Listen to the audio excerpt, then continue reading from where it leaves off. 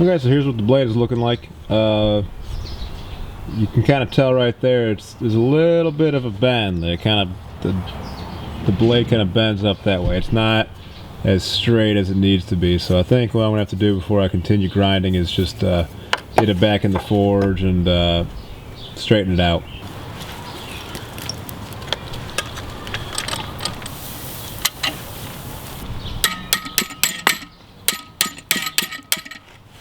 Okay, so here's what the knife looks like after I straighten it up in the vise. I think it's pretty much good to go, but I'm going to clean it up and see how it looks. So after cleaning it up on the wire wheel, it actually looks like putting it back in the fire took out all of those grind marks and all that from that coarse wheel. Okay, so I'm going to try grinding in continue grinding in some edge bevels here. And I've got a jig set up so I can just sort of guide the blade along. So we'll see how that works.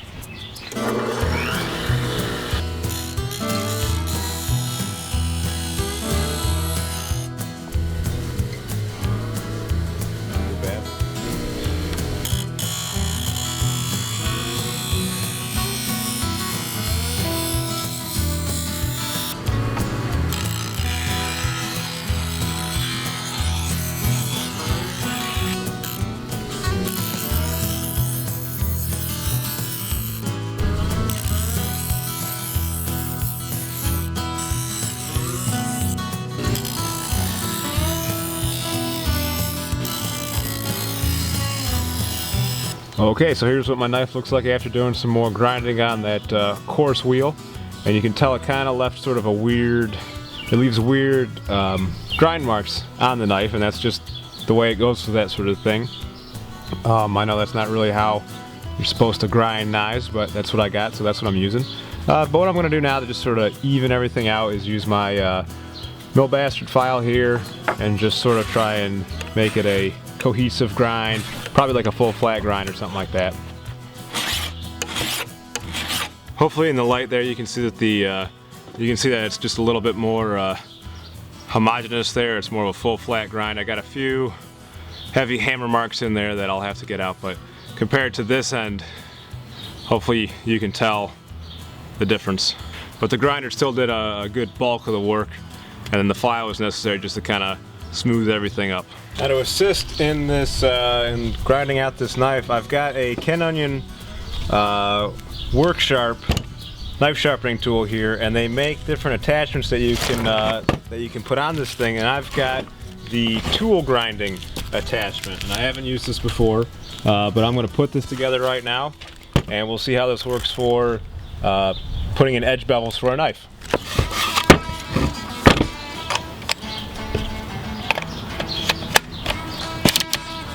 And then it comes with these extra coarse grinding belts, which appears to be coarser than even what comes with the rest of the sharpening tool.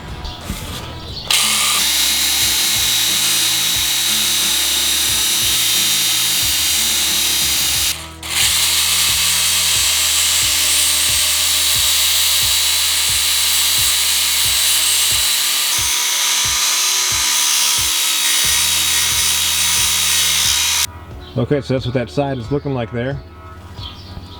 Much bigger improvement over the other one. You can see all the file marks and the grind marks and everything like that. So, all right, it's time to clean up this side now.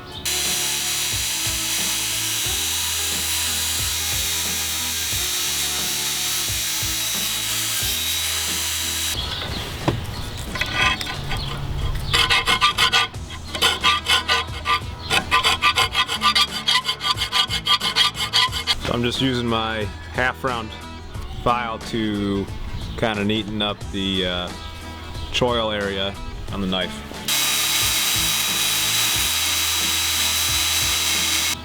Trying to just finish up that profile there and get this thin enough to where I can start putting in the edge bevel.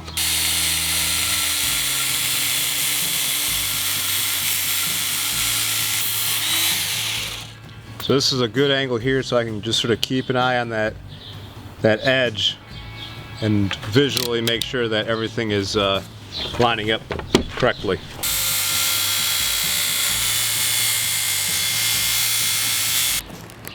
And And so what I'm going to do now is just quench it in oil to harden it.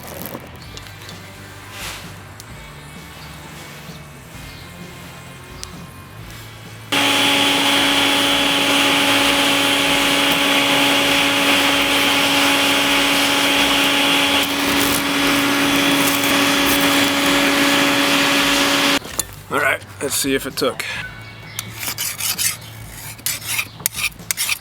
Yeah, so if you compare this to this, I think it worked. Okay, so I started the tempering process. I first cleaned up the face of the steel just so that I could see the color.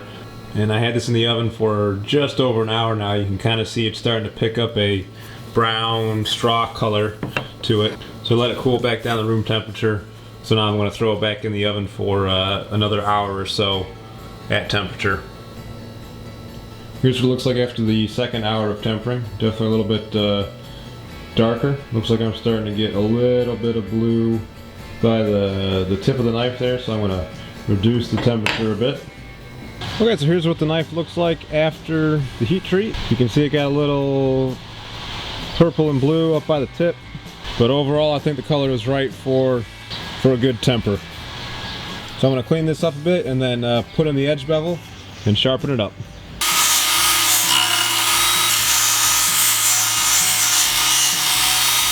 Okay, so I'm going to put the edge in this knife because right now it's still just a dull knife-shaped object. With the WorkSharp here, and I've got the grinder attachment is off of it and it's back to its normal configuration. And so this comes with a whole set of different abrasive belts. So I'm just going to run through the different abrasive levels, starting with the extra coarse, and work my way through. Put the final edge bevel on there. I just set it to a lower speed setting. I don't want it too fast, I don't think.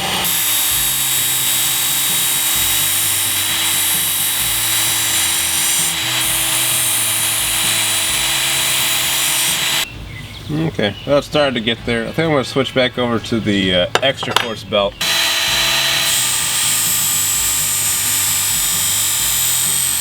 Okay, I got a good burr going down the entire length of the edge. I can pretty much run my thumbnail along that without it slipping off.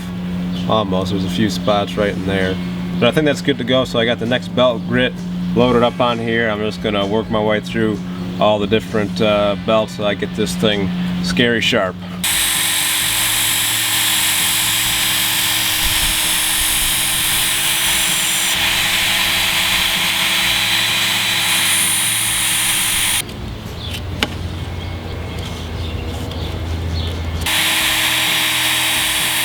So this next belt, this belt that's on here right now, basically knocks the burr off. So they say to just alternate from one side to the other.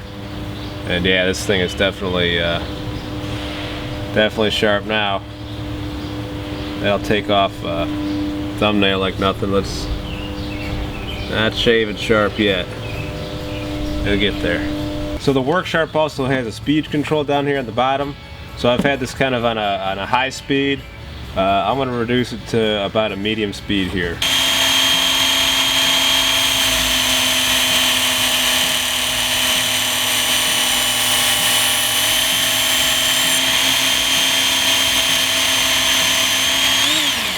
Okay, so that was the medium belt, and this thing is pretty damn sharp right now.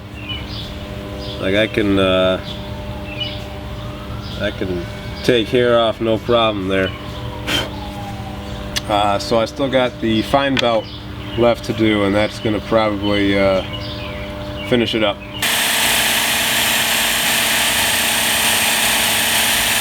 You can already see how polished and shiny that edge is. It's like a mirror edge there. That thing is that's just wicked. And now for a quick little paper test, I got some receipt paper, so we'll just see how well this does. That's what I like. That's just gliding through that.